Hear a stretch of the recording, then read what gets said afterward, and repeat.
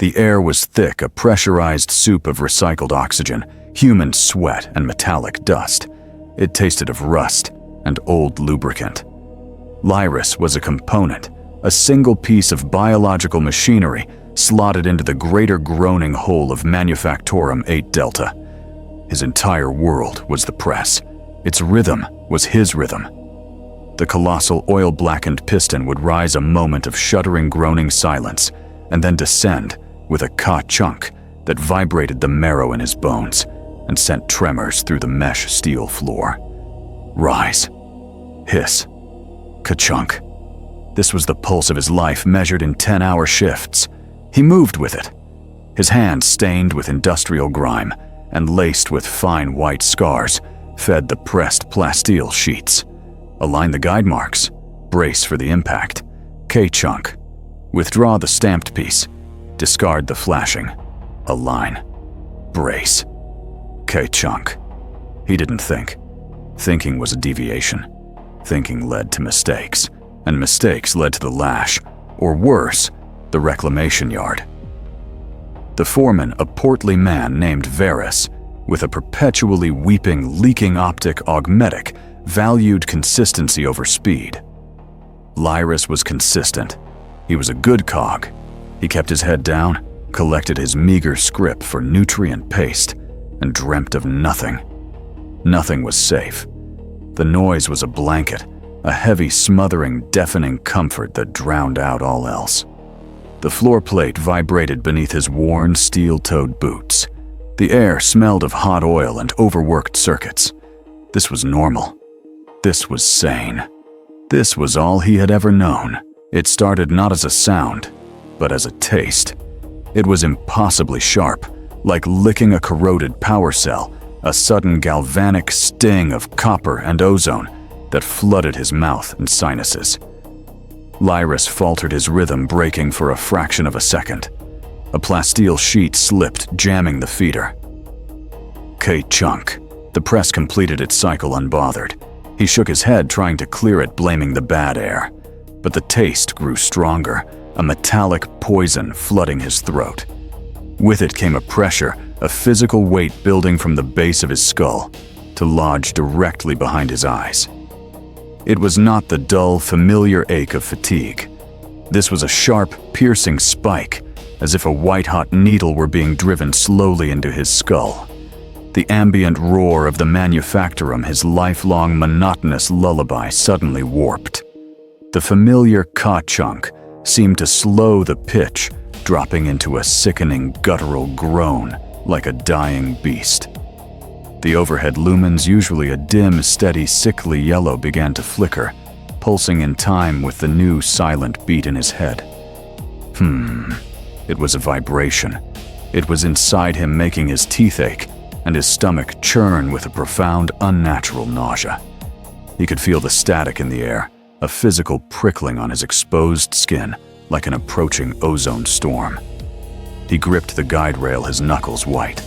The metal of the rail felt wrong. It felt alive and cold. Lyris lines backing, throne boy, what are you doing? Varus's voice was distorted, a distant, angry shout through a mile of water. Lyris tried to focus. Varus was ahead of him, leaning into the guts of the secondary feed, his fleshy, unprotected arm deep inside the mechanism, fumbling with the jammed plasteel sheet. Move it, boy, leer the jam. Lyris blinked, and the world dissolved. The pressure behind his eyes exploded. It was not a flash of light, but a flash of sensation. He saw. He wasn't looking at the machine. He was in it. He was the metal. He felt the immense cyclical stresses of decades. He saw the molecular structure of the main drive cog, a wheel of adamantium as tall as he was. He saw a hairline fracture, a tiny glittering imperfection in the cast metal, a flaw from the day it was forged, now stressed by billions of impacts. He felt the metal scream as the strain became too much, the atoms tearing apart. He saw clear as any picked cast, the cog wheel shattering into a dozen heavy, razor-sharp fragments. He saw those fragments scything through the machine's armored casing like paper. He saw Varys's arm, not as flesh, but as a sudden bright red mist. He smelled the iron of blood before it was even spilled. The vision lasted less than a second, but it felt like an eternity. He didn't think. He didn't decide.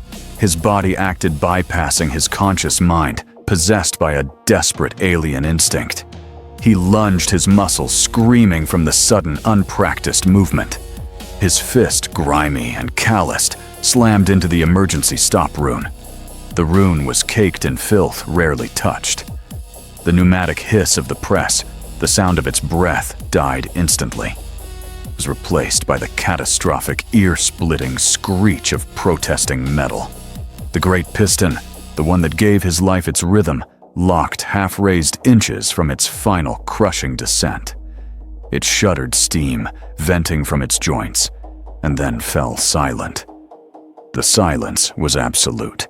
A profound, terrifying void that the manufactorum was never meant to experience. The ka-chunk was gone. The only sound was the hiss of escaping steam and the metallic tink, tink, tink of the rapidly cooling press. Varys pulled his arm back from the mechanism, his face pale and slick with sweat. He looked at his hand, flexing the fingers, as if to be sure they were still his. He stared up at the frozen piston, which dripped hot oil onto the floor. Then he looked at Lyris, his mouth open, his good eye wide with shock. By the golden throne, he gaped. Good stop, Lyris. Good stop. Varys finally bellowed, his voice cracking with a mixture of relief and adrenaline. He staggered over and slapped Lyris on the back, a heavy, fleshy impact that nearly sent him to his knees. Good reflexes saved the line. Saved my arm. Throne, you saved my arm. Other workers were gathering their faces, pale and curious in the sudden unnatural quiet. They stared at Lyris. He wasn't a cog anymore. He wasn't the reliable, quiet worker. He was something else, something that had broken the rhythm. Lyris just stared at the machine, his whole body shaking, not from fear, but from the how. He rubbed his temples, the phantom taste of copper still coating his tongue. He started, his voice a dry, unused rasp. He looked at Varys, at the other faces. How could he explain? How could he tell them he had heard the metal breaking before it broke? I didn't see it, he whispered so low, only he could hear a confession to himself. I felt it break. They reset the line. A tech adept was called his red optic, glowing with irritation as he scanned the mechanism. Main drive cog is cracked. Catastrophic failure was imminent in 4.4 seconds. He turned his cold, mechanical gaze on Lyris. Impressive. Preemptive. Failure detection 8 Delta 1138. Your reflexes are anomalous. Varys called him a hero for the rest of the shift, buying him a cup of nutrient group. But the other workers gave him space. They didn't look at him directly. Their praise was too loud, their jokes too forced. He had been one of them, predictable, safe. Now he was an unknown. He had acted before the event, not during it. It was unnatural. It was unsettling. Lyris finished his shift in a fog of isolation. He didn't want the praise. He wanted the noise back. He wanted the familiar brain-numbing ka-chunk to drown out the memory of the vision, the taste of copper. But as he walked home through the grimy, crowded corridors of the lower hive, he realized the truth. The ka-chunk had faded from his mind, but the new sound, the pressure spike, the hum, it hadn't stopped. It was still there, a low, quiet electrical vibration at the base of his skull.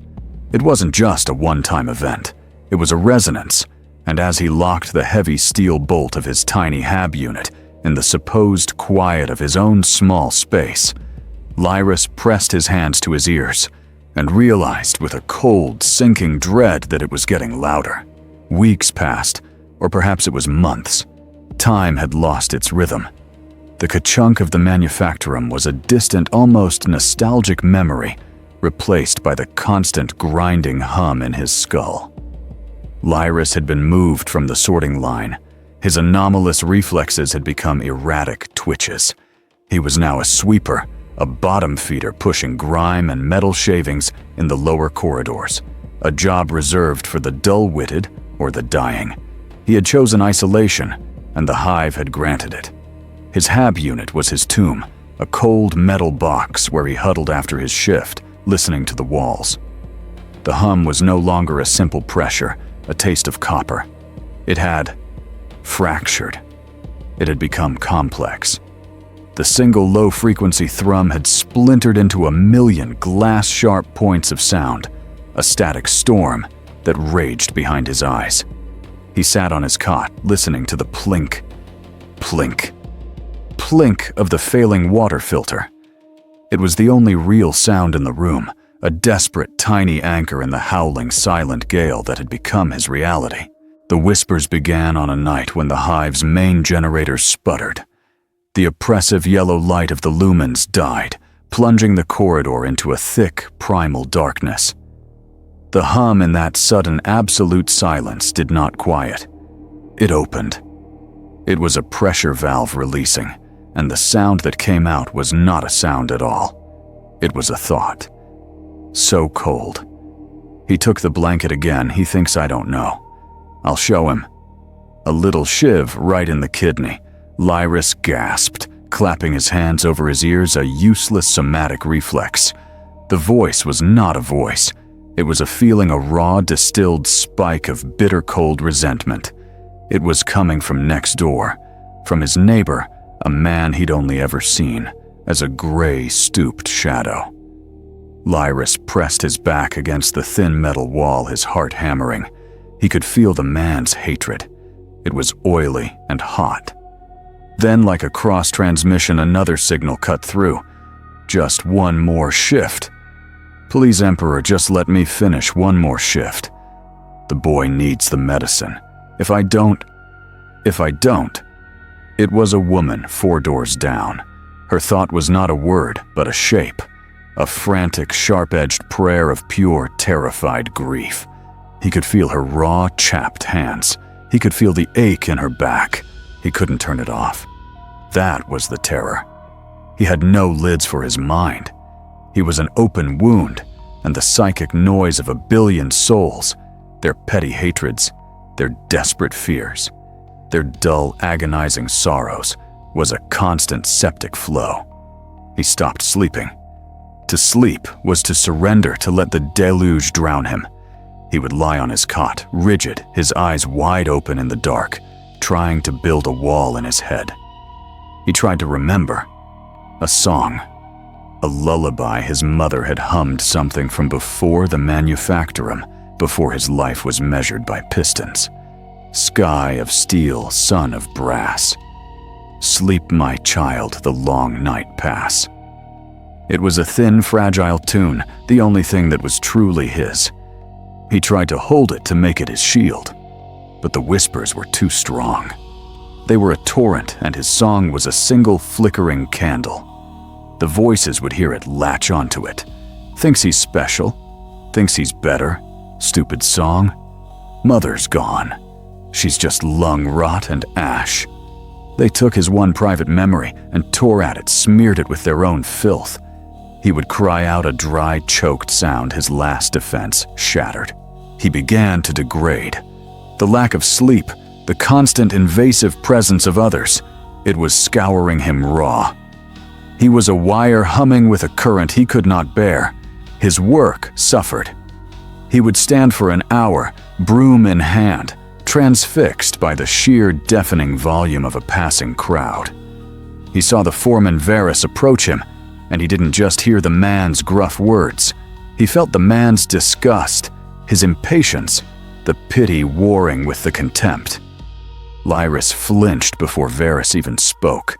He started muttering. He couldn't help it.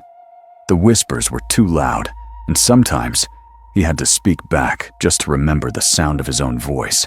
It wasn't your fault, he'd whisper in the corridor to the grieving woman he'd never met. He's lying, he'd hiss at a man walking by, feeling the deceit pouring off him in waves. He was becoming a wreck. His clothes were stained, his skin was a pale gray blue. His eyes were sunken and raw, red-rimmed and darting. He was visibly profoundly unwell. He was the hive's new madman. He was sitting near a steam vent in a minor plaza, trying to force down a block of nutrient paste, when the whispers reached a new fevered pitch. It was a chaotic, overlapping mess of agony. Just stop.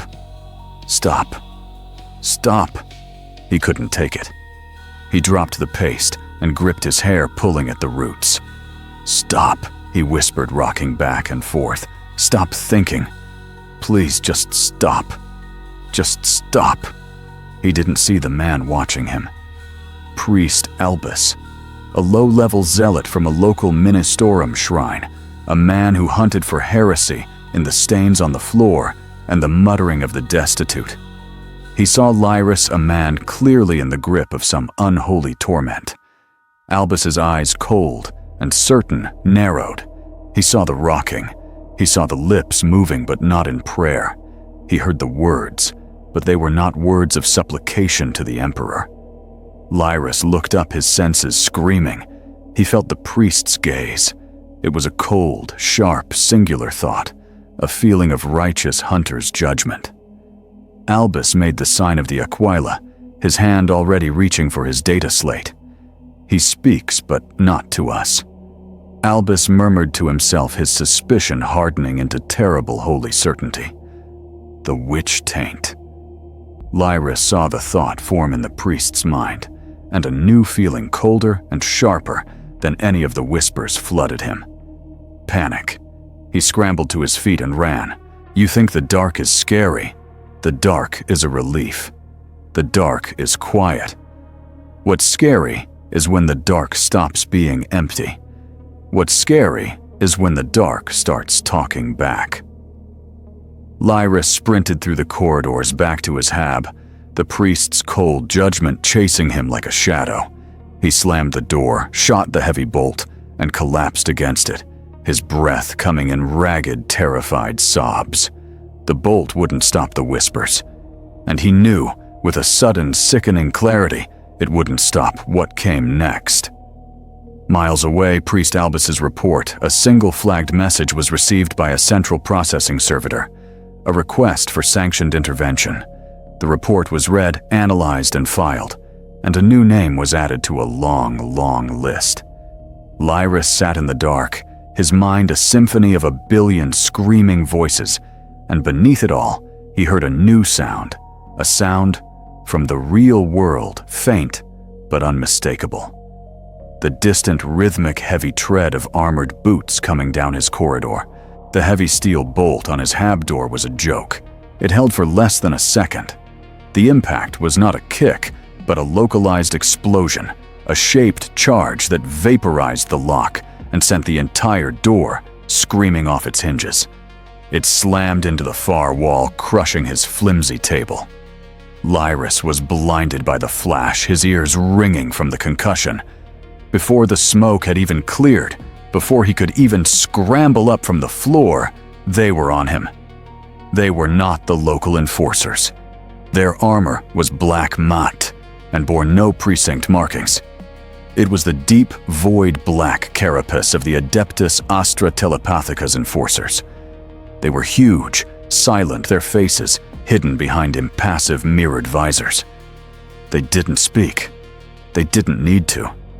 He felt their minds, or rather, the absence of them. It was a cold, shocking void, a psychic nothing that was more terrifying than the whispers. They were nulls. The sensation of their presence was like icy water being poured into his brain, a sickening, numbing anti-presence that made the whispers recede, leaving behind a hollow, agonizing ache. His panic, his fear, the psychic scream he was about to unleash it all, just died. It hit the wall of their emptiness and vanished. He was left weak, nauseated, and utterly defenseless. One grabbed him, a gauntleted hand, swallowing his entire upper arm. He was lifted, not helped his feet dragging uselessly on the grimy floor. He was cargo. He was dragged through the corridors. The few hive dwellers who saw them coming flattened themselves against the walls, heads bowed, hands over their eyes, desperate not to be seen, not to be associated. The dread that rolled off the black-armored figures was a physical force. Lyris saw Priest Albus standing by the corridor, junction his face a mask of pale, righteous triumph. The priest made the sign of the Aquila as Lyris was hauled past, a silent, "Thy will be done."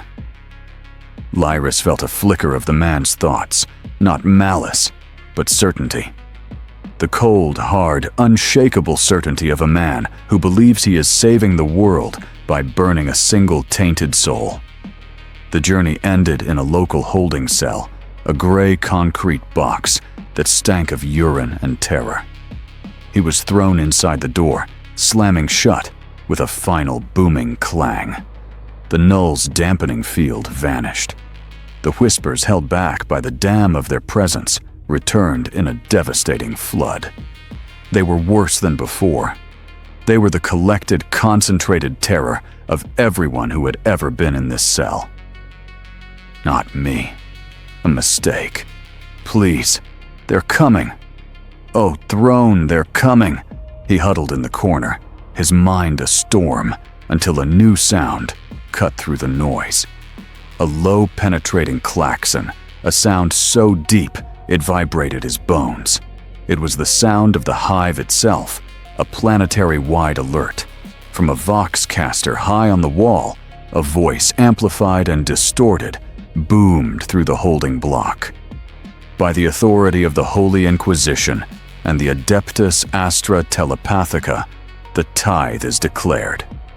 The vessel of judgment, the silent void, has entered orbit. All sanctioned collections will now commence.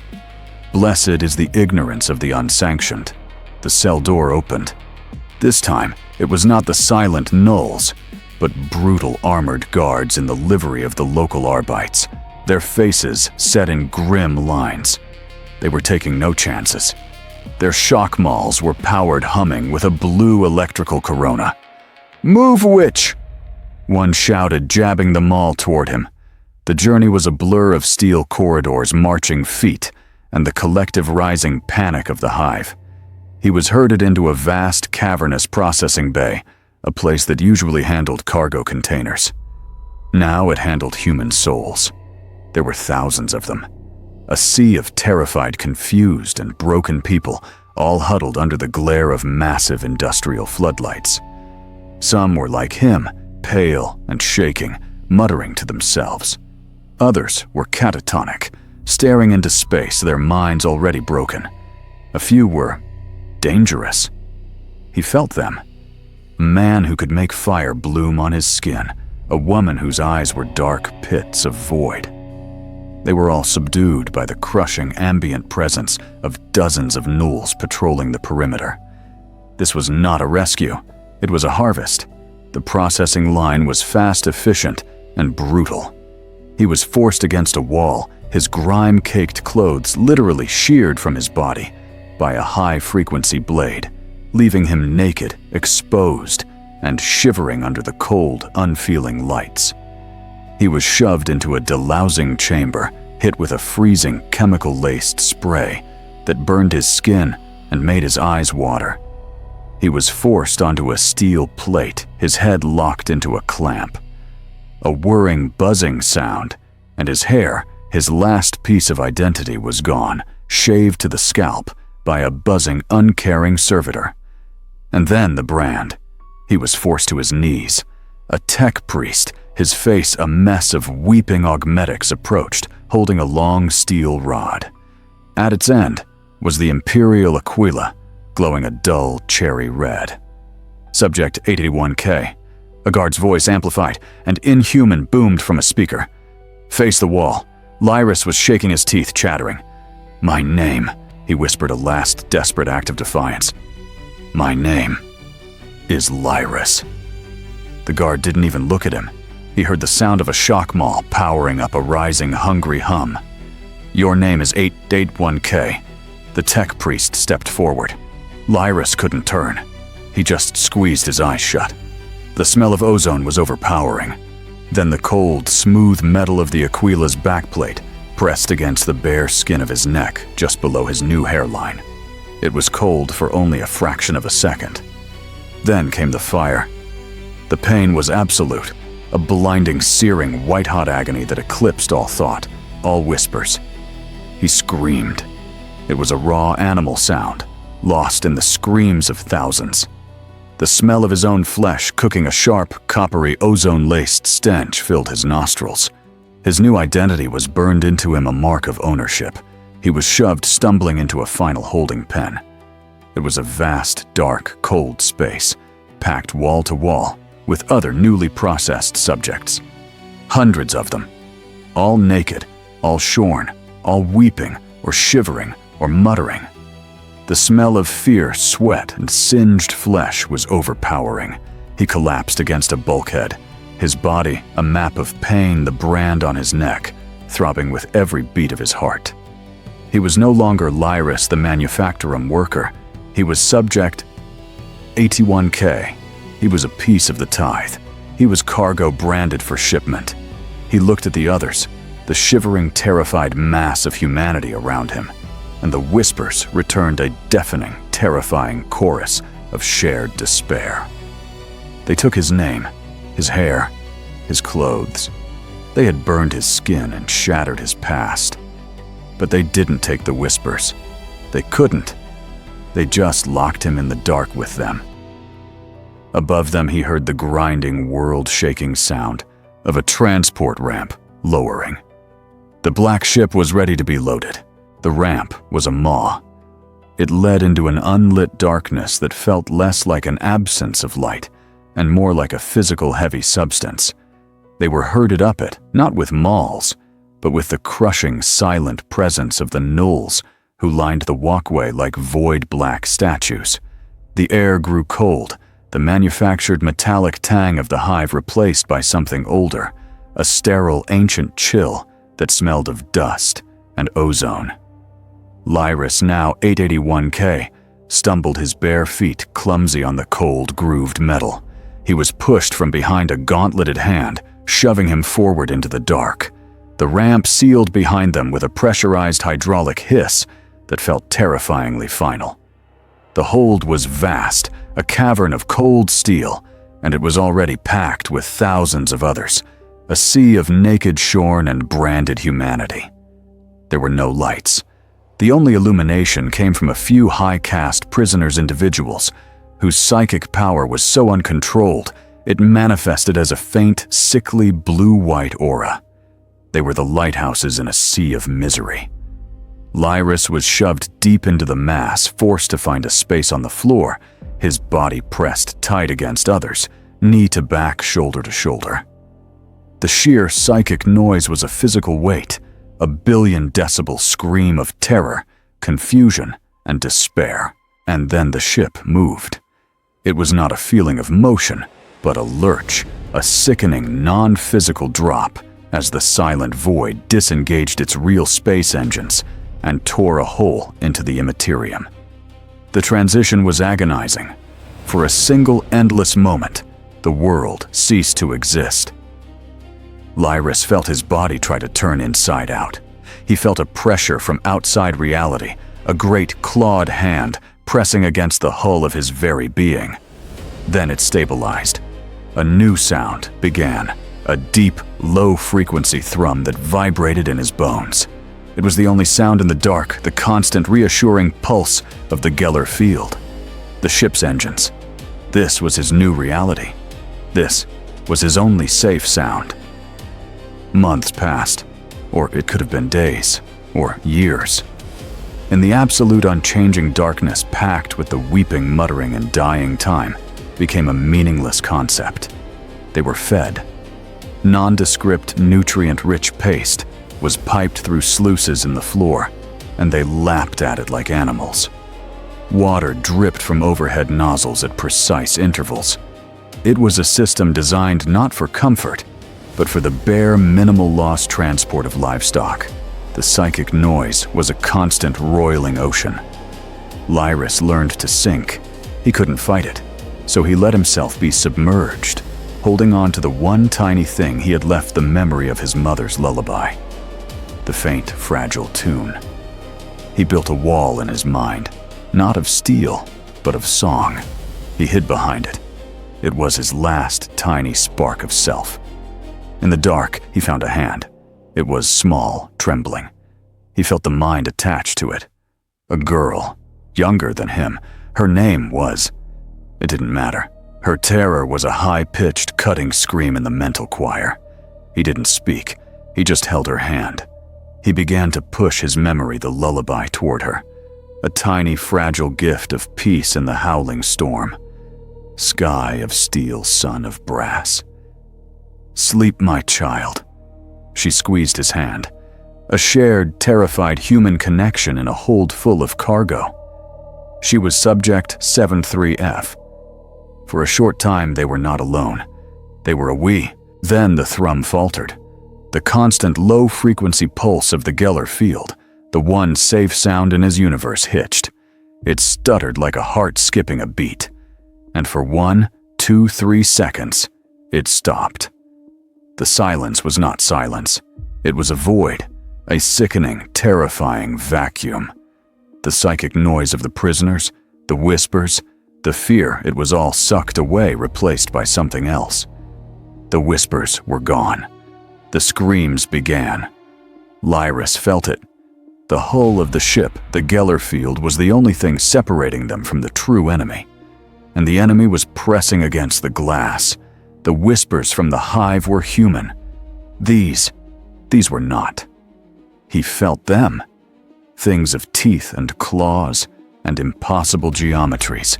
Things of pure, distilled, ancient hunger. They weren't just outside the ship. For that 1 second, they were inside his head. They scratched at the walls of his mind, their voices a symphony of promises and threats of tearing flesh and dying stars. Let us in little light. We have such songs to sing. We will make you beautiful. The cold was absolute, a cold that didn't touch the skin but froze the soul. It's cold. Nidinaver. 3. F. Whispered her voice, a dry, rattling thing in the dark. Her hand was no longer trembling. It was spasming. It's so cold. They're scratching. Can you hear them scratching? They're scratching inside my head. Don't listen, Lyris, hissed back his own voice, shaking his lullaby shield shattered into a million pieces. He tried to think of home. Think of the press. Think of the K-chunk. It was a stupid, useless thing to say. There, she started, and then she screamed. It was not a human sound. It was a high, thin, dimensional tearing. Her mind, her soul, was being ripped open by the things she had listened to. The lights flickered on, not the yellow of the hive, but the harsh, blue-white light of combat runes. Lyris was blinded. He saw the girl next to him, her eyes wide, her mouth open in that endless, soundless shriek. And in her eyes, he didn't see her. He saw stars. Wrong stars. In the center of the hold, a man was laughing, his body wreathed in pink and purple fire, his flesh running like wax. The demonic entities were inside. Then they came. Not the gnolls, not the guards, the sisters. Gnoll maidens clad in pale armor, their faces set in cold, beautiful, terrifying masks.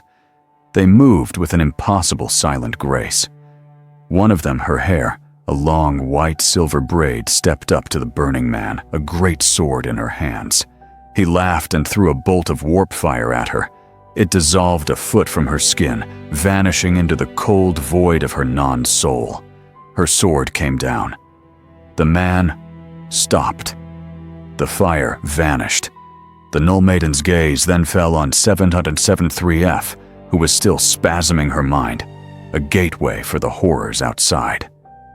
Don't listen, Lyris was still whispering, tears of terror freezing on his face. Think of the song. The sister raised a bolt pistol. The sound was deafening in the hold, a single final blam. The girl's body 73F went limp, her spasming hand finally relaxing in his. The bolt shot, the thud of her body hitting the metal deck. The lights went out, and the thrum of the Geller field, the deep reassuring pulse of the engine slammed back into place, a solid wall of sound. The hold was plunged back into darkness. The screaming from the warp was gone, replaced once more by the human weeping of the tithe. Lyra sat in the dark, still holding the dead girl's hand. He was traumatized, broken, but he was harder. He had seen the true enemy. He had felt the cold. And he had learned. You didn't fight the whispers. You built a wall. And you never ever listened to the silence. The ship's engines changed pitch, a new vibration. They were slowing. They had arrived. The silent void had thrummed for an eternity in the dark. The first change was the clang of docking clamps, a sound so vast it shook the very hull. The great hold ramp lowered. It did not open to darkness, but to a light so bright, so ancient, that it was a physical agonizing force. It was the smog-choked, polluted amber gold light of Holy Terra. Lyris WH40K was blinded. His hand, still holding the cold hand of F, was ripped away as guards hauled him to his feet. He was herded down the ramp with the other survivors, his bare feet touching the sacred soil. It was not holy. It was just cold, gritty stone, slick with millennia of grime. The air was thick, a pressurized soup of incense ozone, and the distant, all-pervasive stench of promethium fires. There was no choir of angels. There was only the sound of a million marching feet, a sound that never stopped, and the amplified, echoing barks of Vox commands. This was the Scholastia Sicana.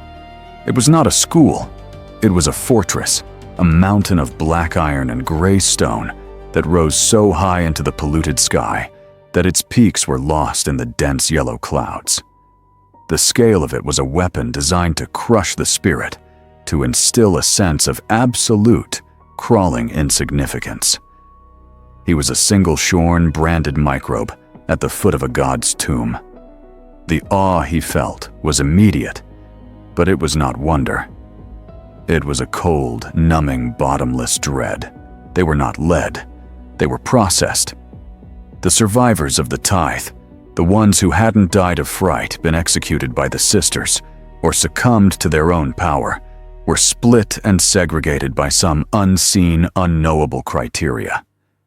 Lyris was shoved into a new line, into a series of vast, echoing chambers, lit by stark white lumens, and floored with polished, sterile steel. The air hummed with a different kind of power, now a controlled, harnessed static. He was given a new uniform, a simple gray, sleeveless robe that did nothing to stop the bone-deep chill of the place. He was now just one of thousands of gray-clad initiates, indistinguishable, a sea of shaved heads and terrified eyes. The testing began immediately. It was a grueling, endless battery of torments designed to categorize, to cull, and to break. They were starved for days, then forced to stand in formation, resisting the pull of sleep. They were submerged in frigid, chemical-laced water, forced to hold their breath until their lungs burned. They were made to run on great grinding treadmills until they collapsed. These were the simple tests, the ones to break the body. The real tests, the ones that mattered, were for the mind. Lyris was brought before a new kind of official. This one was not a guard or a priest.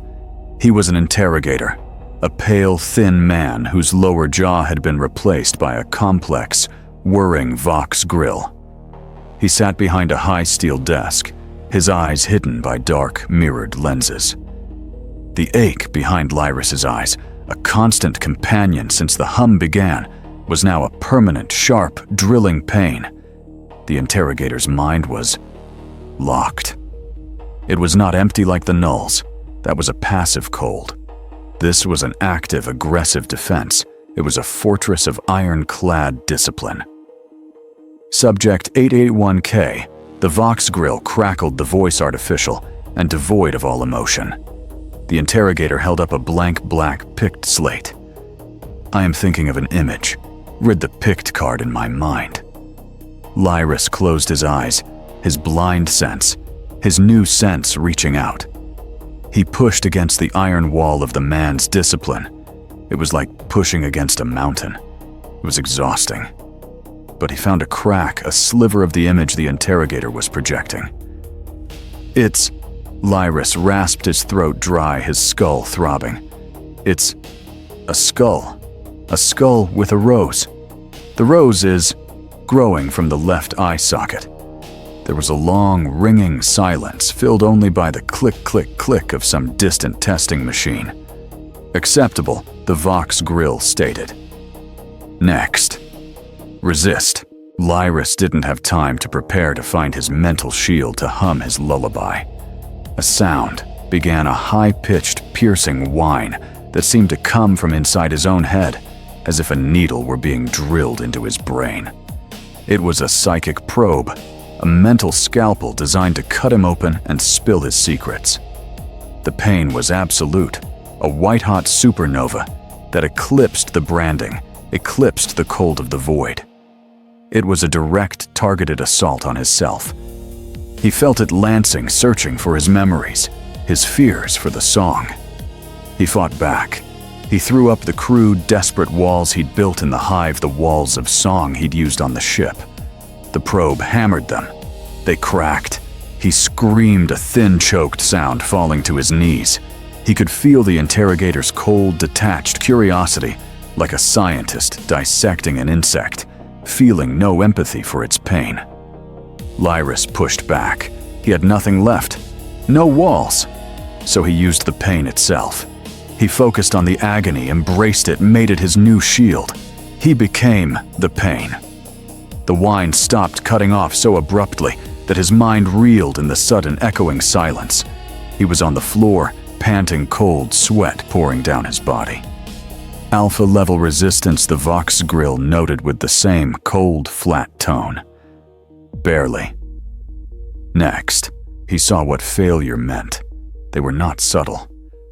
In the next cubicle, a young woman, thin and pale, was undergoing the same test. She screamed, and she didn't stop. The whine of the probe didn't cease. It intensified. Her scream became a wet, gurgling sound as blood began to pour from her eyes, ears, and nose. Her body convulsed, her spine arching off the floor. Then, two hulking figures, not guards, but vat-grown servitors, with massive hydraulic claws and blank augmetic faces, entered her cubicle. They grabbed her limp, drooling, mind-broken body and dragged it out, leaving a smear of blood on the white floor. She was not dead. She was useless. Lyris stared, his stomach clenching. This was not a rescue. This was a culling. They were a resource, and this was quality control. They tested them for strength, yes, but they weren't training them to be strong. They were testing them to see how much they could break before they became useless. As Lyris was hauled to his feet and shoved from the chamber, a different functionary, his face a web of ritual scars, tossed something at him. Lyris, his reflexes still sharp, caught it. It was a small, unadorned brass rod about the length of his hand. It was perfectly smooth, and it was impossibly unnaturally cold to the touch. It was a psychic focus. His tool, his new shackle. He had passed. He had survived the culling. He was no longer raw material floating in a dark hold. He was an initiate. He was a tool that had passed inspection, deemed worthy of further refinement. He was herded with a small, exhausted group, perhaps 20 others, out of the thousands who had arrived on the silent void into a new, segregated wing of the Scholastia. These were the ones who had resisted, the ones who had read the minds, the ones who had not been broken by the probes or dragged away by the servitors. They were the alpha-level candidates. A new heavy black iron door slid shut behind them, the sound a final booming thud. A new, more profound sense of dread settled on Lyris. He clutched the cold brass rod in his hand. He had passed the test. He was strong. And as he looked at the cold, hard, surviving faces of the other alpha levels, he realized with a sinking, icy terror that the real test, the real breaking, was just about to begin. He was destined for the choir. The testing was over. The training began. Lyris 881K was moved from the processing wing to the training cells. His new home was a room so small he could touch both walls. It was made of sound-dampening, psychic-deadening gray stone. There was no light save for a single dim red rune above the door that glowed only when he was permitted to eat. The silence was absolute, a tomb-like pressurized stillness designed for one purpose: to force his mind inward, to turn his own thoughts against him. There were no more guards, no more interrogators. There were only the trainers. They were gaunt, ascetic figures in black robes, their faces pale and impassive, their minds like polished frozen steel. They did not walk the halls. They simply appeared in his mind, their cold, disciplined thoughts cutting into his consciousness without warning at any hour of the day or night. Their first lesson was not a word, but an erasure. "You are not Lyris," the first thought from a trainer, whose mental presence felt like old cold iron inserted itself into his brain. 881K is a designation, a file number. It is not you. You are, as of this moment, nothing. You are a vessel. A vessel is defined by its emptiness. You are here to be emptied. This was the unlearning. It was not about strengthening his power.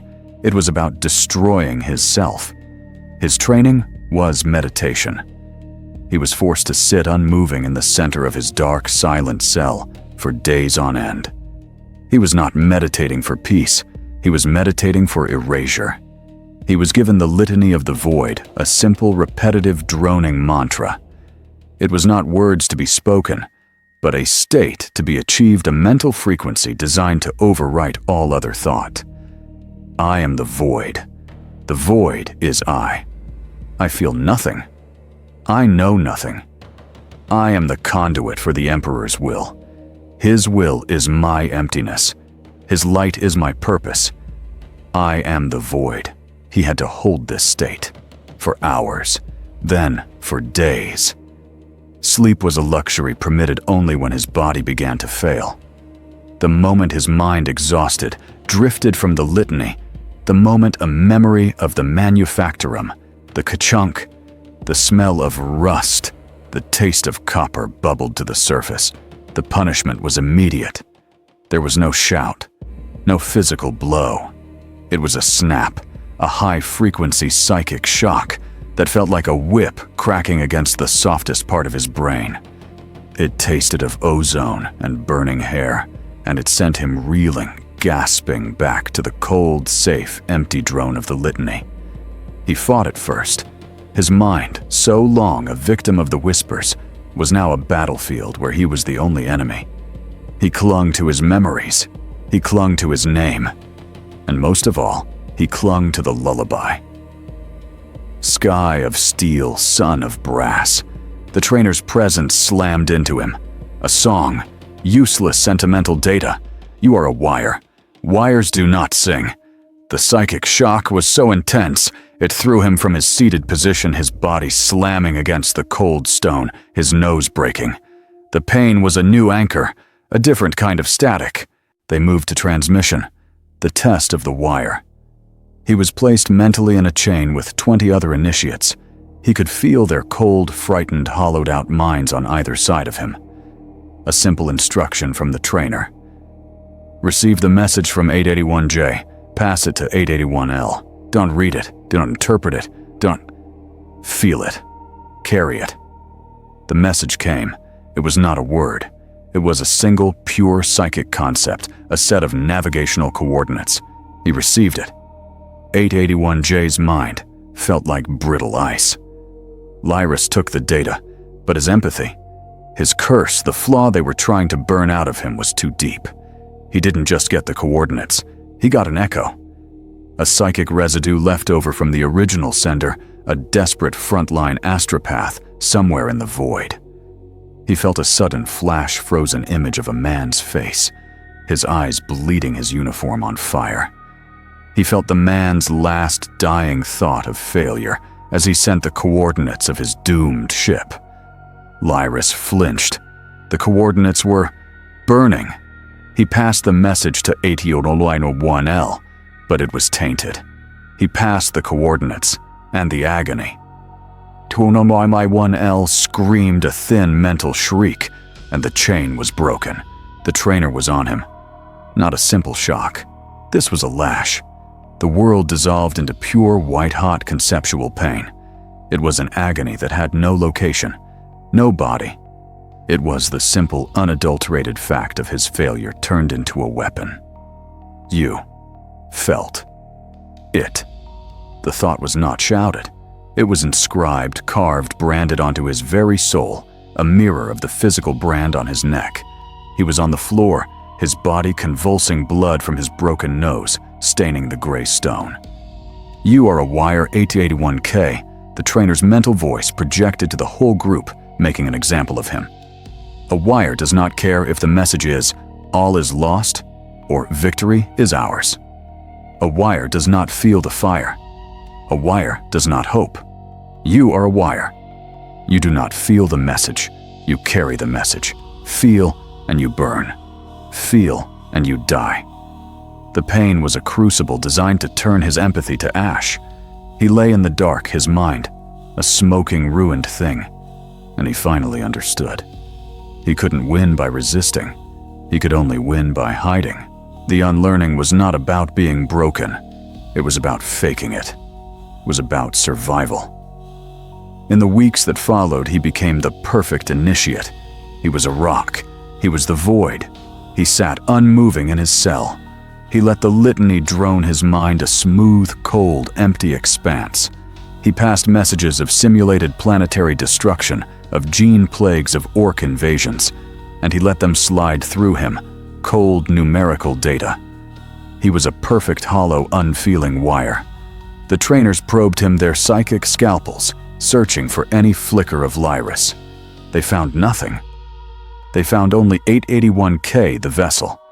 But deep inside, in a place so small and so dark, he could barely find it himself, he built a tiny ironclad box. And in that box, he locked the last single flickering note of the lullaby. He hid his name. He hid his past. He would not forget the song. He wouldn't. The trainers, satisfied, finally withdrew. "It is hollow," the iron-voiced trainer declared to another. "It is empty." Lyris, the perfect hollowed-out tool, was deemed ready. He was ready for the final step. They were marched from their gray, sound-dampened cells, the survivors of the unlearning. 881K, and the others, their faces perfect hollowed-out masks of calm. Their minds were silent lagoons, reflecting only the placid gray drone of the litany of the void. They were the perfect vessels. Black-robed proctors, their minds as closed and cold as tombs, led them through kilometers of black basalt corridors. The silence of the Scholastia, the tomb-like stillness he had come to know, began to recede. It was replaced by a new sound.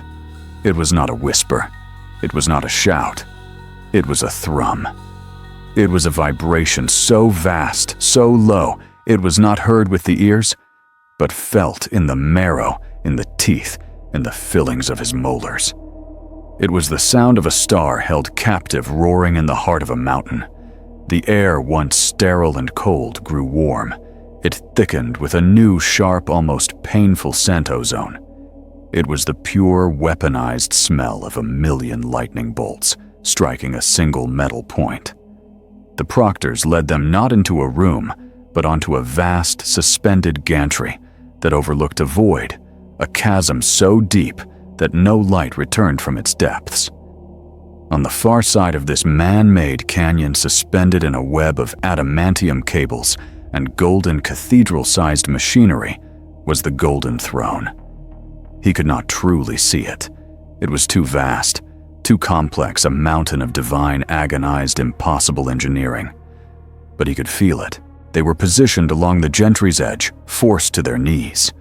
Their hands were mechanically clamped to a thick, cold brass rail that ran the length of the platform. The thrum vibrated through the rail, through his hands, up his arms, making his whole body resonate with its impossible divine power. The air was a tangible, vibrating pressure. Lyris No 881K be hollow be the wire felt the terror of the initiates on either side of him. Their carefully constructed mental emptiness, the calm they had been trained to perfect, began to crack. It shattered like thin ice under a hammer blow. The litany of the void. Their shield was gone, evaporated, replaced by a single silent, primal, unified scream of fear. A low, deep, guttural choir began a sound that seemed to come from the stones of the fortress itself, a million voices in a single sustained holy note. And then, from the heart of the great machine, from the depths of the chasm, the light ignited. It was not a light he saw with his eyes. It was a psychic, conceptual sun. It was a roaring, golden, incandescent wave of pure, concentrated, unimaginable will. It was the light of the Astronomicon.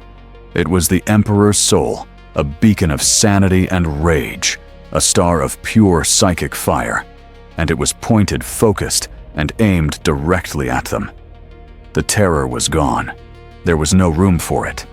There was only awe, a holy, paralyzing dread that was more absolute than any fear. The light was a fire. It was a furnace that burned away the dark.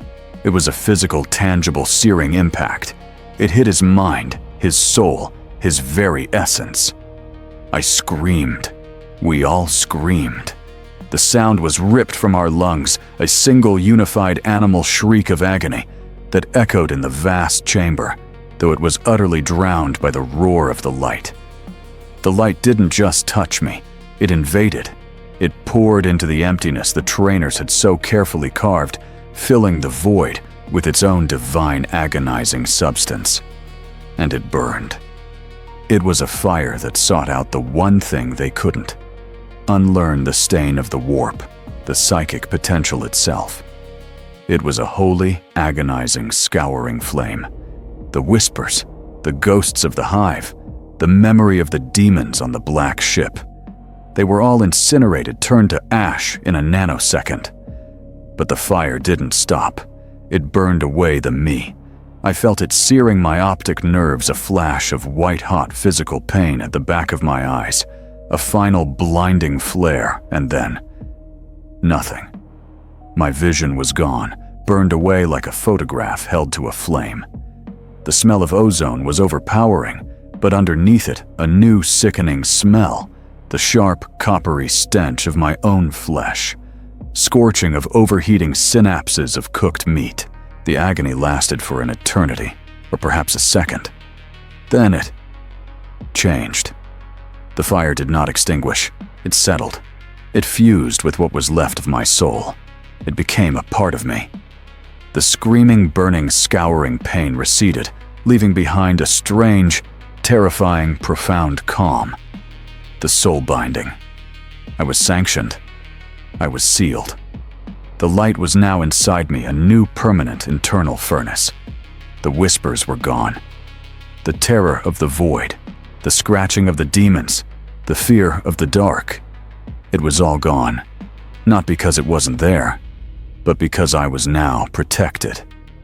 I was a child hiding behind a bonfire, and the things in the dark could no longer touch me. I opened my eyes, my physical eyes, to a new permanent, absolute darkness. I could no longer see the chamber, the proctors, the light. The physical world was gone, but I was not in darkness. My new internal unvision was filled with a constant roaring golden static. It was the sound of the Emperor's light, the scream of the Astronomicon, a sound that would never ever stop. It was the sound of my new sanity. I was blind. I was broken. I was sane. I was finally ready to serve. The clamps on my hands hissed and retracted. The proctors lifted me to my feet. My body was a useless, trembling, atrophied thing, my legs unable to hold me. I was a husk, mind scoured, body seared. But I was no longer afraid of the whispers. I was now part of the scream. I was a true astropath. They draped a new, heavier embroidered robe over my shoulders, the rich, ritualistic fabric, meaningless to my new senses. The cold brass focus I had been given in the Scholastia, the small rod I had clutched for so long, was taken from my unfeeling hand. It was replaced by something new. A long, heavy iron-shod staff, taller than I was pressed into my palm. It was topped with a new, larger, intricately carved brass aquila. It was my badge of office, my new focus, my walking stick. I was led blind and broken, and safe from the chamber, the roar of the golden static in my head my only companion. The journey from Holy Terra was a blur of non-sensation. He was no longer cargo to be packed in darkness. He was sanctioned a valuable, fragile, and utterly controlled asset. He was led his hand on the shoulder of a silent, robed acolyte through passages and transport holds. His world was now a tapestry of touch and sound interpreted through the unceasing, roaring golden static in his head. The static was his new sun, his new sky. It was the constant divine promise that he was safe, that the demonic whispers of the void could no longer reach him. But it was a loud, deafening, blinding safety. His other senses, sharpened by the loss of his eyes, were forced to fight against this internal storm. He learned the universe by the clack, clack, clack of his new iron-shod staff on the metal floors of the transport ship. He felt the cold, dry, recycled air on his pale skin. He felt the subtle shift in gravity as the ship transitioned to sickness. He felt in his bones, not in his mind. They arrived on a frontier world, a place he knew only by its name, Psycho's Prime. The air that hit him when the ramp lowered was thin cold and tasted of dust and cold stone. It was a world of mountains of silence. The tower of the Astropathic choir was a single black basalt spike piercing a gray, desolate sky. He was led inside the sound of his staff changing from the open, grit-covered plasteel of the landing pad to the echoing, polished stone of the tower's interior. The doors that hissed shut behind him were heavy pressurized, sealing him in. The acolyte's mind was a dull, placid surface, a simple, disciplined thing concerned only with ration counts and ritual.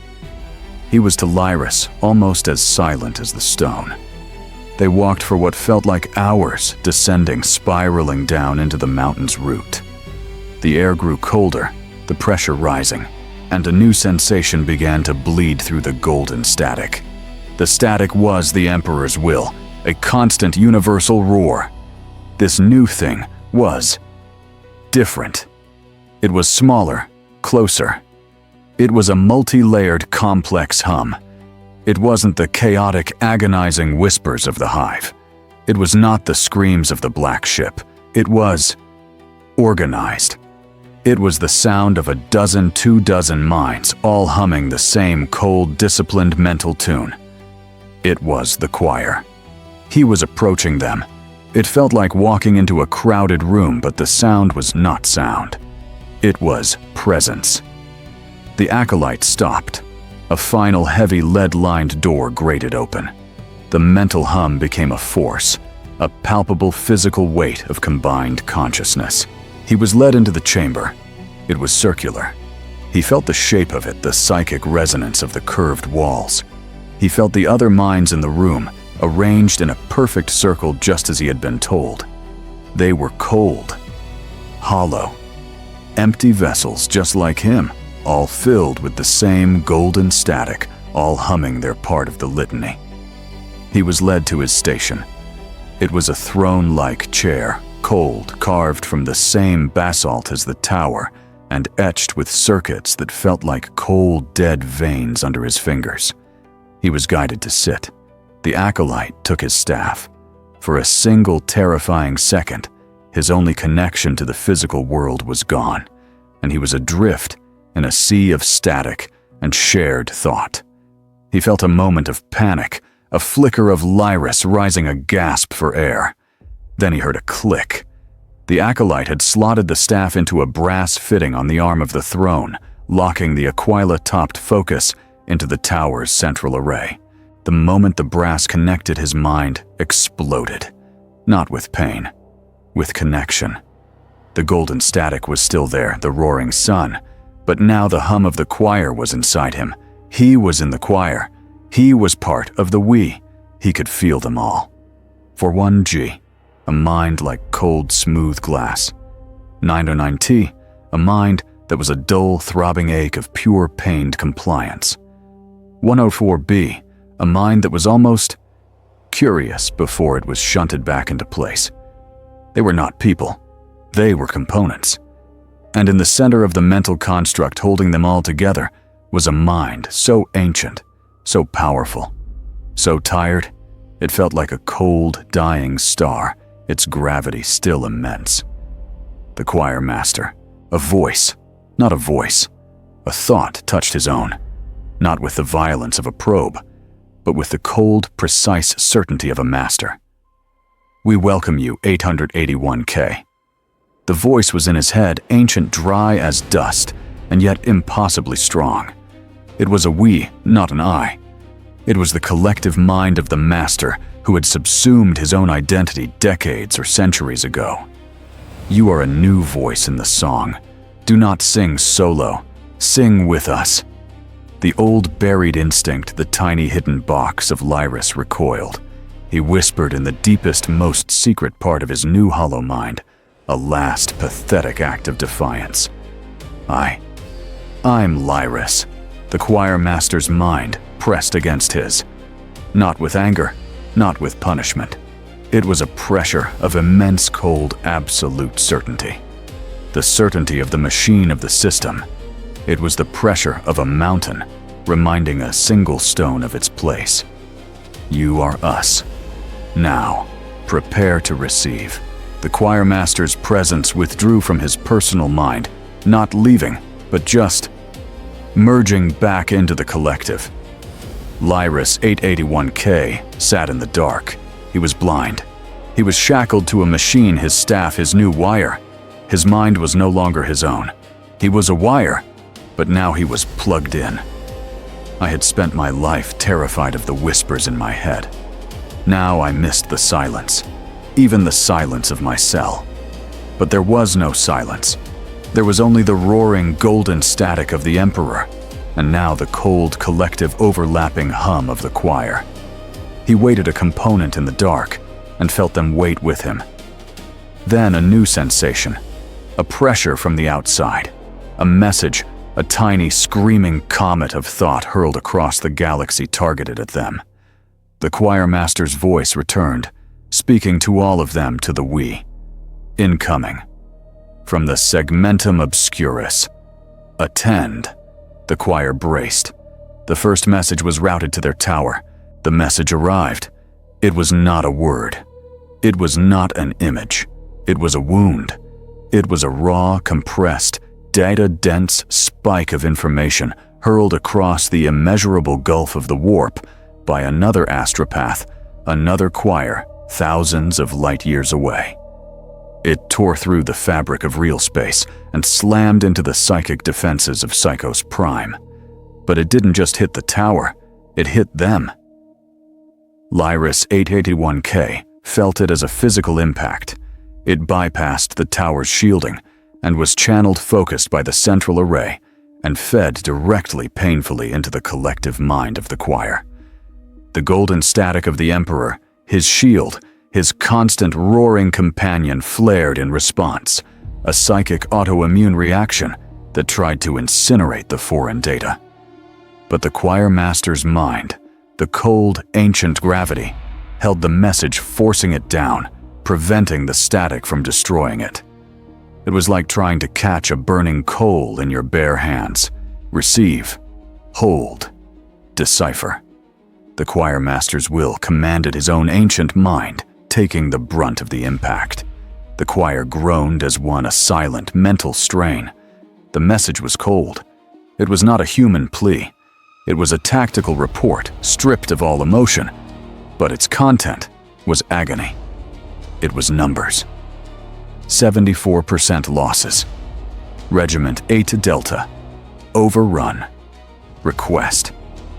The message was corrupted, fragmented by its journey through the nightmare sea of the warp. It was like a picked cast, shattered into a million pieces, and their job was to reassemble it instantly, while the pieces were still burning hot. Lyris's flaw, his empathy, the thing he had hidden, the thing that had survived the unlearning and the soul-binding, flared. He didn't just see the numbers, he felt them. 74%. He felt the echo of the Astropath who sent it, the memory of screaming of fire, the smell of promethium and blood. The choir master's voice snapped in their collective mind, aimed at him. WH40K, you are a wire, not a receptor. Detach. We are a relay, not a memorial. The cold, hard pressure of the master's discipline forced Lyris's empathy back down, shoving the feeling aside to focus on the data. The choir worked. They were a single complex biological machine. One part of their collective mind held the message. Another part deciphered it. A third part translated the psychic concept into the cold, hard Gothic syllables of a formal report, which was being transcribed miles above them by a waiting acolyte. The process was agonizing, a high-wire act of intense, sustained mental concentration. It felt like holding his breath in a fire. And now the second part of their job. They were not just a receiver. They were a relay. They had to boost this message, amplify it, and hurl it back into the void toward its final destination. A segmentum command ship, another 1,000 light years in the opposite direction. The message is held. The master's voice resonated. We have the target. We are the lens. Oinwank, you're new. Your mind is fresh. You will be part of the primary boost. Lyris felt the master's mind seize his own, linking it with 2 other booster astropaths in the circle. He was no longer just a listener. He was a voice. He was the engine.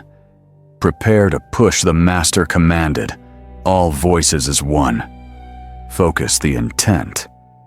Push. Lyris pushed. He gathered his will, all the energy of his soul, the fire of the golden static, and pushed it into the message. And he felt resistance. The warp wasn't empty space. It was not a vacuum. It was an ocean. A thick, roiling, hateful, living ocean of malice. Pushing a message through it was like trying to shove his arm through cold, thick, heavy mud that was filled with broken glass and teeth. The resistance was alive. It hated the message. It hated the order of the data. It hated the light of the Emperor that the message was wrapped in. The choir pushed a single, unified, desperate psychic shove. The ache behind Lyris's eyes, his old familiar pain, exploded into a nova of agony. He tasted it. Copper. The sharp, metallic, galvanic taste of the warp, the same taste from the manufactorum, the first taste of his curse. It was back. The ka-chunk of his old life, the taste of copper. It was all the same thing. It was the sound and taste of the void pushing back. It resists all voices. Push 881K, your strength. Now the master's voice roared, no longer a calm command, but a desperate, straining bellow. Lyris screamed in his mind. A raw, blind, terrified push, giving everything he had. The message lanced out. He felt it leave them, a comet of golden light streaking into the black, resistant mud. A victory. They had done it. The choir master's presence relaxed a collective mental exhale. But the victory, the cost was instantaneous. The blowback from the warp, the psychic recoil from that hateful ocean slammed back into the choir, was a tidal wave of pure, cold, spiteful negation. Lyris shielded by the master, and the collective staggered mentally. His mind felt bruised, beaten, as if he'd been in a physical brawl. but one of the other astropaths, 9099T, the one whose mind was a dull, throbbing ache of compliance, was not strong enough. He had been a booster too. He was at the front. The blowback hit him first. Lyris felt 909T's mind shatter. It was not a scream. It was a pop. A sudden wet, tearing sound. A psychic flatline. The golden static in 909T's mind, the Emperor's protection was extinguished like a candle in a gale. His mind, his presence in the we, was just gone. A hole. An empty, silent, cold spot in the circle. Lyris felt it. He felt the man's soul, his small, tired, broken essence be sucked into the void. A tiny, screaming mote of light lost in the dark. The man's body miles away in the real physical darkness of the tower, slumped in its chair. A thin psychic tone, a single flat continuous note was all that remained. We sent the message. Supply convoy delayed. 3 words. And it cost a man's soul. What was the cost for planet under attack? The choir master's mind did not pause, did not grieve. The message is sent. 909T is expended. The whole is inefficient. The master's mind detached from the collective for a moment, sending a simple cold data packet to the acolytes above. A request for a replacement. A new cog for the machine. The dead astropath would be removed. A new one, fresh from the black ships, would be slotted in. Lyris sat in the dark, his mind throbbing, his soul sick, the taste of copper still burning in his throat. The work continued. Time ceased to be a measure of days or of light. It was measured in messages. It was measured in souls. Years passed. 510, he did not know. He had no calendar. His body, his physical self, had become a distant, irrelevant thing. A pale, atrophied, useless husk, permanently wired into the cold basalt throne. His hands, now thin and spider-like with translucent skin, never left the staff. The brass focus, once so unnaturally cold, was now perpetually warm, almost hot to the touch, a conduit for the constant, searing, two-way flow of psychic energy. He no longer felt the stone chair beneath him. He no longer felt the cold, recycled air of the tower. His entire universe had compressed.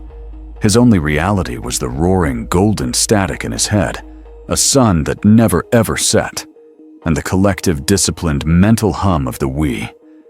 He was 881K. The tower was his cosmos. The choir was his body.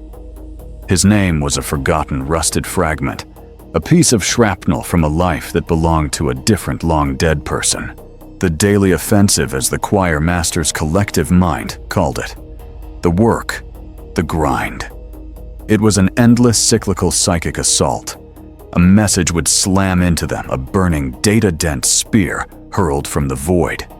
They would catch it, the impact a collective silent gasp. They would hold it, their minds straining as one. They would decipher its agonizing, fragmented, corrupted data. And then, with a unified, desperate, straining push, they would hurl it back into the immaterial, a boosted, amplified, refocused beam of intent. Then the recoil, the psychic blowback, the wave of pure, cold malice from the warp slamming back into them.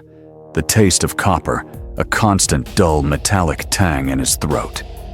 Then a moment of hollow, aching quiet filled only by the golden static. Then the next. And the next. For years, his flaw, his curse, his empathy had not been burned away by the soul binding. It had been harnessed.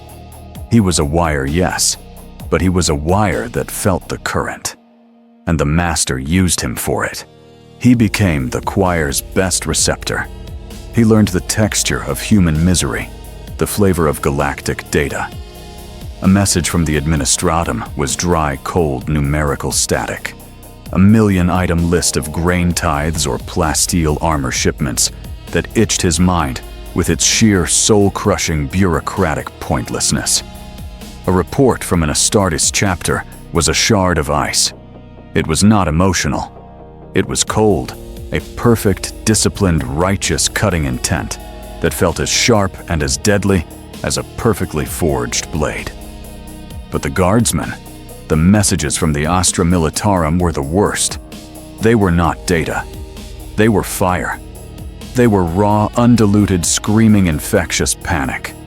They were the burning oil terror of a billion men about to be eaten, and they burned. He felt every one. He was a tool, and a tool used every day wears down. The erosion was absolute. His self, the tiny, hidden, ironclad box, was failing. The Lyris from the Manufactorum was a ghost, a story he no longer believed. The ka-chunk of the press was a meaningless, forgotten sound, as alien as the lullaby. And the lullaby, sky of steel, son of... He couldn't remember the next line. He couldn't grasp the melody. The golden static was too loud. The screams of the dying were too many. The song was just a few faint, dying, discordant notes, a melody of a man who was already dead. And 881K, the hollowed-out Astropath, had no use for it. He let it die. The choir master, in its ancient, cold, collective wisdom, saw this erosion. It saw his empathy, his sensitivity, and it used it. 881K was no longer just a booster, a voice in the chorus. He was promoted. He was now a primary receiver. He was the one who stood on the psychic beach and took the first crashing, drowning, fiery wave. Receive 881K. The master's voice, cold and certain in the collective, a voice that was now more familiar to him than his own had ever been. The Armageddon sector. Lyris 881K opened his mind. He braced for the ice, the static. The fire. He did not get a message. He did not get data. He got a holocaust. It was a billion human souls all screaming one single green, guttural, orcish wah. It was an entire world on fire, the psychic stench of its death, the agony of a planet being eaten alive, a sound so loud, so vast, it almost broke the choir's cohesion. He had to hold it. He had to take that billion-voiced scream, that planetary-scale agony, and translate it. His mind, his soul was the filter. He held the inferno, and with hands that were not hands, he wrote. The acolyte's quill miles above in the transcription crypt scratched on parchment. Orc invasion. Population. Total loss. All is lost. I wrote it down. The connection severed. The inferno was gone. There was just the cold, familiar hum of the choir and the constant roaring golden static. I sat in the dark, and I waited for my regulation meal. The ache was all that was left. A dull, constant spiritual ache, a hole in his soul that could never be filled. After 10 years, you don't fear the screams. The screams are just the work. You fear the silence, the brief, cold, sudden void in the choir when a mind like 909T's finally shatters. The silence means you're next, but the work was endless. A new, young, terrified mind had been slotted into 909T's empty chair years ago. And then he had broken and been replaced, and she had broken and been replaced. The tower was a machine that ate souls and spat out data. He was a cog, worn smooth, worn thin. He waited for the next message, the next wave. It came. A new pressure building in the void. He braced ready for the fire, the ice, the static. But this was different. This was not human. It wasn't the teeth of a demon, the familiar hot malice. It was something else. Something vast and cold and hungry. It was wrong. It didn't slam into them. It arrived. A message was a spear, a fast-burning point of intent, a data spike that had to be caught. This was a tide. A silent, cold, impossibly vast pressure that rose from the depths of the blackest void. A pressure wave of absolute, cold biological certainty. It was not hot like a demon's touch. It was not cold like an Astartes report. It was empty. A profound biological hunger so vast it was a geological force. It had no malice. It just was. and it was coming. 881K, the primary receiver, felt it first. He had braced for the next wave, the next burning data packet. Instead, the roaring golden static in his head, the constant divine protective presence of the Emperor, faltered. It guttered like a candle in a hurricane. The pressure of the new thing was a negation. It was a shadow, and it was so vast, it was eclipsing the sun. The golden static, his shield, his sanity, his prison for all these years, vanished. It was gone. And in the absolute terrifying, unprotected silence, a new sound flooded the void. It was not a roar, it was a chitter. A billion insects. A sound of claws on stone. A sound of teeth in a cosmic, endless, grinding maw. The sound of a billion-bodied, single-minded thing. The choir master's mind, the ancient cold star, flared with a sudden, uncharacteristic, and profound panic. Shields, all minds brace, it is. But the we was already gone. The choir's collective hum, the disciplined mental song they had held for decades, broke. It shattered into 24 individual terrified psychic screams. The chittering sound wasn't a message, it was a solvent. It dissolved the discipline, the unlearning, the soul-binding. It touched their minds not with a probe, but with an all-consuming, all-encompassing presence. For Wonk, the mind of cold glass just shattered into dust, a puff of silent psychic agony. 104B, the curious one, let out a single mental shriek of pure, unadulterated understanding before his mind was eaten. They were collapsing. All around the circle, Lyris felt them dying. Their bodies in the dark, miles away, were going into violent, spastic seizures, blood pouring from their eyes, their minds being consumed by the impossible, all-encompassing hunger of the chittering dark. The Master was the last to fall. He was an ancient fortress, and he was being overrun by a sea of impossible crawling life. He tried to name it to give the terror a form. He tried to send a warning. His mind screamed, not just to the choir, but verbally, his ancient atrophied vocal cords, unused for a century, snapping as he forced a sound that Lyris felt through the psychic resonance of the array. It's the void. It has no. The Master's mind, his ancient, tired, powerful presence, his cold gravity that had held them all together, suddenly burst. It didn't fade. It detonated. It was a psychic conflagration, a suicidal overload, as the hive mind's presence simply utterly consumed his essence. He was gone. The cold star had gone supernova. And Lyris, 881K, was alone. The we was gone. The golden static was gone. The tower was falling. He was alone in the dark with the thing. The chittering was in his head, a deafening, billion-voiced biological imperative. Hunger. Consume. Evolve. Hunger. He was drowning in it, a single terrified blind man in a cosmos-sized ocean of a single unified appetite. He should have broken. He should have shattered. But something happened. His empathy. The Lyris he had tried to kill, the flaw they had tried to burn away, the curse of the manufactorum, surfaced. He wasn't just hearing the hunger, he was feeling it. He felt the cold, vast, perfect unity. The billions of minds as one. The absolute, terrible, beautiful certainty of its purpose. It was not hateful. It was not evil. It was just more. It was the antithesis of the human chaos he had felt in the hive, the individual, selfish, terrified whispers. This was perfect, cold, absolute order. And in that he saw it. Not a weakness, but a difference. It was one. I was one. It was a billion voices singing one note. It could not understand a single different note. It could not understand him. But he could understand it. Clarity. A terrible, cold, final clarity. The tower was falling. The choir was dead.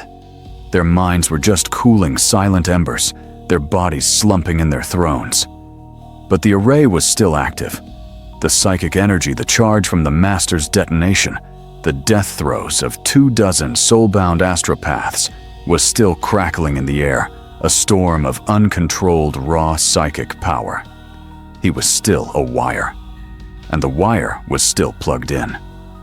He reached, not with his hands, but with his will. He seized the chaotic, screaming energy of the dying array. He grabbed the power of the failing choir, pulling it all into himself. The hollow, empty vessel, the wire, the conduit, the chittering hive mind, the great cold.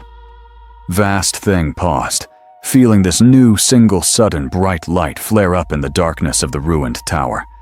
It focused on him, a billion eyes turning. It was the end. My mind was on fire.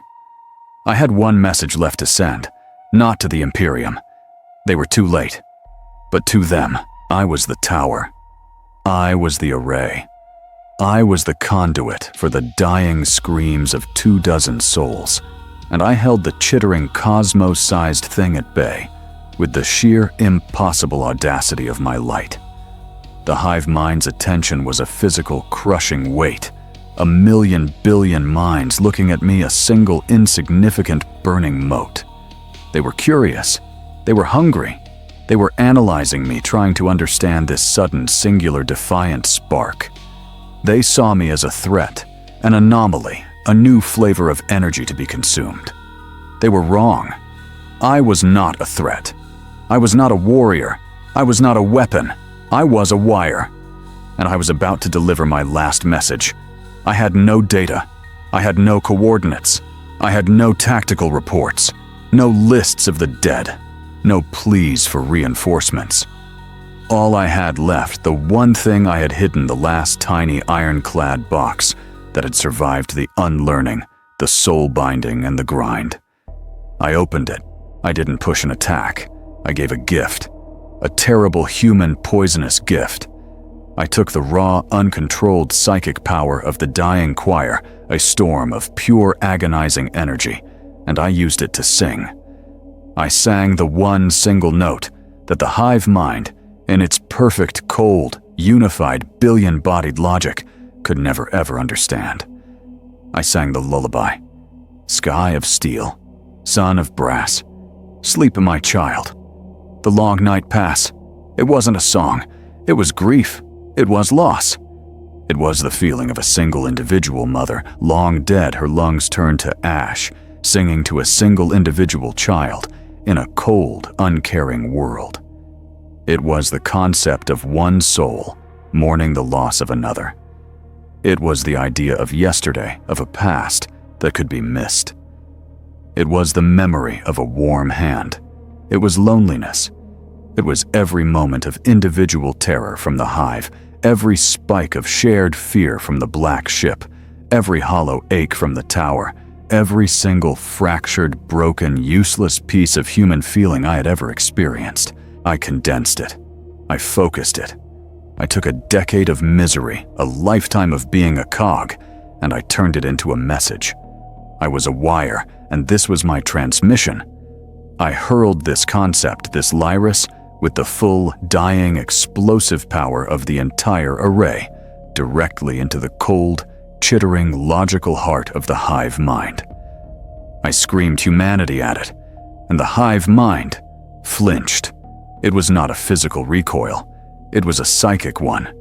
It was a sound I felt, a sudden, collective, billion-voiced gasp of pure, uncomprehending revulsion. The cold of it, the agony of it, the sheer inefficiency of grief, the illogic of memory. It was a poison. It was a static that it could not understand. The chittering for one single impossible instant stuttered. The vast, crushing, overwhelming presence recoiled from my mind, pulling its psychic tendrils back from the tower, from the planet, as if it had touched a white-hot, spiritually toxic flame. And then, silence. The golden static was gone. The chittering was gone. The whispers were gone. The we of the choir was gone. For the first time since that day in the manufactorum, my mind was quiet. It was an absolute, vast, beautiful, empty silence. I was a wire unplugged, a tool broken and discarded, a vessel finally truly empty. The fire in my mind, the borrowed power of the choir, guttered and died. I was just 881K, a blind, deaf, catatonic man slumped in a cold basalt throne in a dark, silent, ruined tower, surrounded by the corpses of my brothers and sisters. I was alone, and I was at peace. Days later, the heavy lead-lined doors of the chamber groaned open. The sound was a distant, unimportant vibration, something from a different, louder world. Footsteps, heavy armored. They felt different. They were not the cold of the proctors. They were not the absence of the gnolls. They were hot. A hot, sharp, burning certainty. An inquisitor. I felt his mind a fortress of cold, righteous, burning iron. He was accompanied by acolytes, their minds simple, sharp, like drawn daggers. They found me. A pale, skeletal, drooling thing still strapped to the array, my eyes white and vacant, my body cold. Subject 881K. The Inquisitor's voice boomed, amplified by a vox, a sound that hurt the silence. Catatonic, mind scoured, complete burnout. I felt his mind touch mine, a rough, brutal probe of pure, unadulterated power searching for answers. He saw the echo of the hive mind. He felt the emptiness. He saw the song. He recoiled from it, disgusted. What did he do? My lord, an acolyte's voice, a real physical sound. The data slate. The log. The fleet. It paused. For 4.4 standard seconds. It hesitated. The Inquisitor's mind was a blaze of cold, analytical fire. He looked at the ruined choir. He looked at me. He did his job. The Inquisitor's vox voice declared a final cold judgment. He burned out. That is all. Dispose of it. It. I was an it. A broken tool. The acolytes unstrapped me. My body slumped, a useless sack of bones. They began to drag me from the throne. My final purpose served my journey from the manufactorum floor to this cold, dark, quiet end, complete. They thought my mind was gone.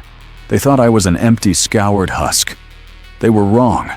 As they dragged me out to be incinerated or fed to the corpse recyclers, I had one last, final, tiny secret thought. A single flickering ember of Lyris in the vast, peaceful, silent dark. They heard the song. And in the absolute, final, perfect silence of my mind, I heard it too. A single, clear, perfect note of the lullaby. Fade to black.